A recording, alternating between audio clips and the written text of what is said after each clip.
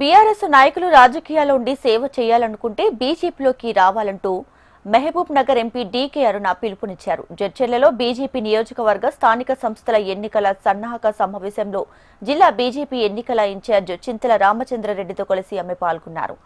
BRS party పూర్తిగా అవినీతిలో కూరుకుపోయిందన్నారు.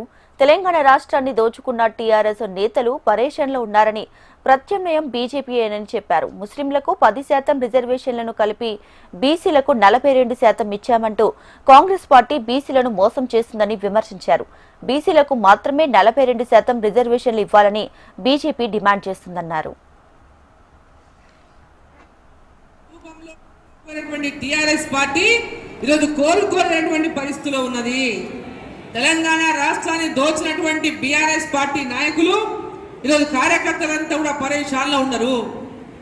కాబట్టి ప్రతి ఒక్క కార్యకర్త మీకు ఆల్టర్నేట్ గా తెలంగాణలో ప్రజలకు సేవ చేయాలని, రాజకీయాల్లో ఉండాలని, రాజకీయాల్లో ఉండి ప్రజలకు అనేక రకాలుగా ఈ ప్రాంతం యొక్క అభివృద్ధిలో మేము భాగస్వామ్యం కావాలనేటటువంటి రాజకీయాల్లో ఉండాలనుకున్న ప్రతి కార్యకర్త, ప్రతి నాయకుడు కూడా భారతీయ జనతా పార్టీలో చేరండి అని ఈ వేదిక ద్వారా నేను పిలుపునిస్తాను.